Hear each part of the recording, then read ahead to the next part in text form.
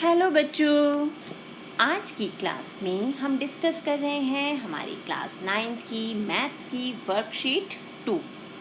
और आज हम डिस्कस करेंगे नंबर्स के बारे में, यानी डिफरेंट टाइप ऑफ नंबर्स, जैसे हमारे नेचुरल नंबर, होल नंबर्स, जो अब तक के क्लासेस में हम ऑलरेडी सीख चुके हैं, उन्हें एक बार और रिवाइज करते हैं। तो सबसे पहले हम जो जानते हैं, हमारी काउंटिंग स्टार्ट होती है 1 से।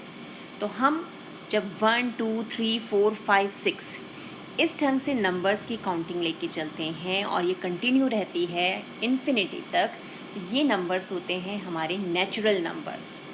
और जब हम इसमें ज़ीरो भी इंक्लूड कर लेते हैं तो ये बन जाते हैं होल नंबर्स, यानी 0 1 2 3 4 5 6 ये सब मिलकर अब हमारे होल नंबर्स, यानी नेचुरल नंबर प्लस ज़ीरो मिलके हमारा बन गया होल नंबर्स। तो ये तो सारे पॉजिटिव नंबर्स हैं। अब इसमें अगर नेगेटिव नंबर्स और ऐड कर दें, यानी 1 2 3 4 5 6 तो हमारे पास ऑलरेडी था, अगर -1 -2 -3 ये नंबर्स भी हम ऐड कर दें तो ये बन जाते हैं हमारे इंटीजर्स। यानी इंटीजर्स तो हैं वो है combination of positive and negative numbers, उसमें हमारे पॉजिटिव नंबर्स भी चलते हैं और नेगेटिव भी। तो ये सब मिलके इंटीजर्स हो गए। फिर आते हैं हमारे रैशनल नंबर्स, और रैशनल नंबर्स हमें पता है वो सभी नंबर्स जिन्हें हम P/Q के फॉर्मेट में रिप्रेजेंट कर सकते हैं, एंड Q यानी जो डिनोमिनेटर है it is not equal to zero, वो हमारे रैशनल नंबर होते हैं। अब ये नेगेटिव भी हो सकते हैं, पॉजिटिव भी होते हैं, जैसा हमने क्लास 8 में सीखा है ऑलरेडी। जैसे 3/7 ये पॉजिटिव रैशनल नंबर है, -2/5 ये हमारा नेगेटिव रैशनल नंबर है। तो ये हो गए हमारे रैशनल नंबर। तो अब हम यहाँ देखें ध्यान से कि जितने भी नेचुरल नंबर हैं वो सब होल नंबर्स हैं। नेचुरल और होल नंबर्स मिलके सभी इंटीजर्स हैं, और ये सब के सब पूरे तीनों सर्कल्स हमारे किस में आ रहे हैं, रैशनल नंबर्स में। यानी नेचुरल नंबर, होल नंबर और इंटीजर्स सब के सब रैशनल नंबर है। क्योंकि ये जो हमारा 3 है, 3 को हम 3/1 लिख सकते हैं। इंटीजर्स में -6 है तो इसे -6/1 लिख सकते हैं, यानी ये रैशनल फॉर्मेट में आ गया ना। तो ये सभी रैशनल नंबर्स है, these are all rational numbers.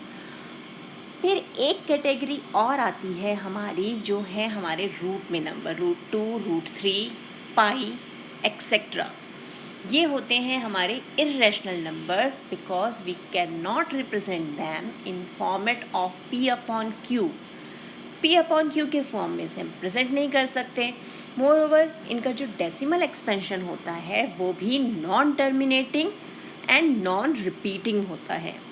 तो ये हमारे हो गए इर्रेशनल नंबर्स। और रैशनल प्लस इर्रेशनल, यानी इन दोनों नंबर्स को मिलाकर हमारे बनते हैं रियल नंबर्स। तो ये हो गए हमारा real numbers, rational plus irrational numbers. Clear? अब आते हैं हमारे क्वेश्चन पे। अब हमें क्या दिया हुआ है, classify the following numbers as rational, integers, whole, natural and irrational numbers. तो अब हमें इन नंबर्स में से जो रैशनल है उन्हें रैशनल में, जो होल नंबर्स हैं उन्हें होल नंबर्स में, इस तरह से लिखते जाना है। अब सबसे पहला नंबर है 7। तो 7 हम ले आते हैं यहाँ पर, ये हो गया हमारा नेचुरल नंबर। -7/11 ये हो गया हमारा रैशनल नंबर, तो हम इसे इस सर्कल में ले आते हैं। 23/25 कौन सा नंबर हो जाएगा, ये भी रैशनल नंबर। -5 तो ये आ गया हमारा इंटीजर। पाई हमें पता है वो क्या है हमारा, वो है इर्रेशनल नंबर। अब आप कहोगे पाई को तो हम 22/7 लिखते हैं, तो हम उसे इर्रेशनल नंबर में क्यों डालेंगे, क्योंकि पाई की अप्रॉक्सीमेट वैल्यू लेते हैं हम बेटा 22/7। वैसे अगर हम 22 को 7 से डिवाइड करेंगे तो ये एक non terminating non repeating decimal होता है, इसलिए पाई जो है वो हमारा इर्रेशनल नंबर में आता है। तो ये पाई जो है हम यहाँ लिखेंगे। नेक्स्ट है 27 अगेन नेचुरल नंबर में पहुँच गया। √7 हम कहाँ लिखेंगे, √7 हमारा आ जाएगा इर्रेशनल नंबर, यानी √7 को हम लिखेंगे यहाँ। नेक्स्ट है 8 8 आ गया नेचुरल नंबर में, 0 हमारा होल नंबर में, ये रहा। फिर और क्या है हमारे पास है रूट 11। तो रूट 11 को हम पहुंचा देते हैं हमारे इर्रेशनल नंबर्स में। सिमिलरली रूट 5 जो है वो भी हमारा इर्रेशनल नंबर हो जाएगा। बचे हमारे पास 31/45, तो उसे हम ले आते हैं हमारे रैशनल नंबर में। और -2/9 it is also a rational number. अब फिर वही यहाँ पर ये देखना है कि जो हमारे 7, 27, 8 ये भी रैशनल नंबर्स हैं, because we can represent them as 7/1, 27/1, 8/1। Similarly -5 जो है वो भी रैशनल नंबर है, -5/1। तो जितने भी हमने natural number, whole number, integers लिखे हैं they are also rational numbers. But irrational numbers जो हैं वो इनसे बिल्कुल सेपरेट हैं, वो अलग हैं जो हमारे रूट में नंबर है। अब यहाँ एक चीज़ और ध्यान रखना कि रूट 4 को सोच के कि इस पर रूट का साइन है, इसे इरेशनल नहीं शो करना है, क्योंकि रूट 4 की वैल्यू जब हम कैलकुलेट करते हैं तो ये हमारे पास 2 आ जाती है। तो ये तो हमारा रैशनल नंबर है ना, इरेशनल तो नहीं है। इसलिए सिर्फ रूट का साइन देखकर रैशनल या इरेशनल हमें डिसाइड नहीं करना, हमें उसकी वैल्यू देखकर फिर डिसाइड करना है। अब देखते हैं आगे क्या है। नाउ क्वेश्चन क्या है हमारे पास, Gurmeet read 1/5 of chapter in the morning and 2/5 of the chapter in the evening. What is the total portion read by Gurmeet in a day. अब 1/5 पोर्शन मॉर्निंग में रीड किया, 2/5 पोर्शन इवनिंग में रीड किया। Total portion चाहिए तो total means हमें add करना है।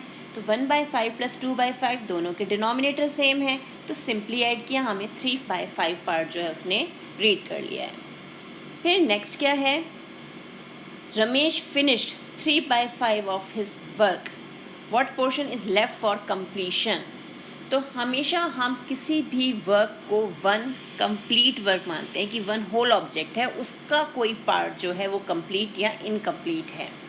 तो टोटल वर्क हो गया 1, फिनिश पोर्शन 3/5। तो 1 में से हम 3/5 पोर्शन जो है उसे रिमूव कर देंगे, यानी माइनस कर देंगे। माइनस किया, एलसीएम लिया और सॉल्व किया तो हमारे पास आया 2/5, यानी 2/5 पार्ट जो है वो अभी लेफ्ट आउट है। Next solve. अब ये है रैशनल नंबर्स का मल्टीप्लिकेशन एंड डिवीज़न, जो हमने क्लास 8th में सीखा था। तो अब यहाँ क्या है, 1/3, 9/17, 51/81। यहाँ जो हमारा कैंसिल हो सकता है उसे हम कैंसिल करते हैं।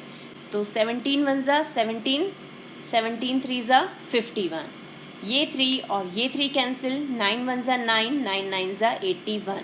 तो आंसर क्या आ गया, 1/9।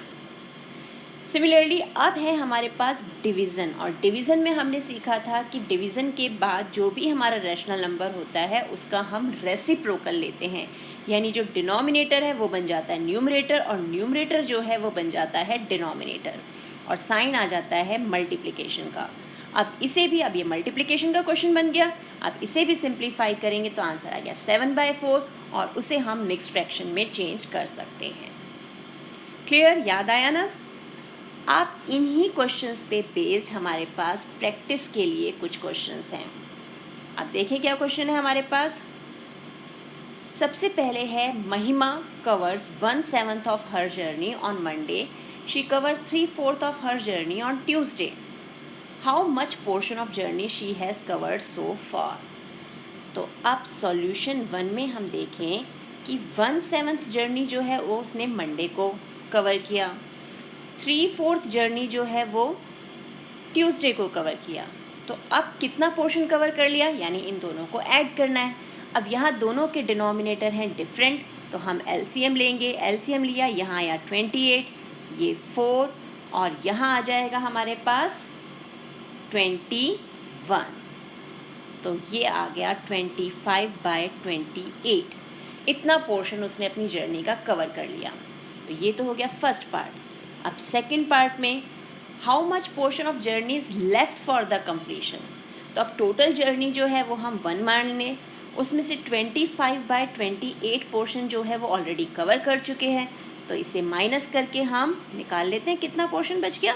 तो 28, ये आ गया 28 - 25, दैट इज़ 3/28 पोर्शन जो है it is left for the completion. Next question, if you ate half of your chapati and in between your friend arrived, then you gave half chapati to your friend from the remaining chapati. How much portion of chapati you are left with as compared to full chapati? अब इसे हम एक diagram के through clear कर लेते हैं. तो ये हमारा चपाती ये हमारा सर्कल, इसमें से हमने हाफ चपाती जो है खा ली है, तो हमने ये पोर्शन खा लिया. अब हमारे पास सिर्फ ये पोर्शन बचा, यानी सिर्फ हमारे पास इतना पोर्शन बचा. अब हमारा फ्रेंड आता है, हम उसे इस हाफ चपाती में से भी हाफ पोर्शन जो है वो दे देते हैं. तो हमारे पास कितना पोर्शन बचा? हमारे पास बचा सिर्फ ये वाला पोर्शन, यानी 1/4 पोर्शन ऑफ द ओरिजिनल चपाती. अब न्यूमेरिकल मेथड से अगर इसे देखें तो हम इसे कैसे सॉल्व करेंगे कि पहले हमारे पास 1 कंप्लीट चपाती थी, उसका हाफ पोर्शन हमने खा लिया.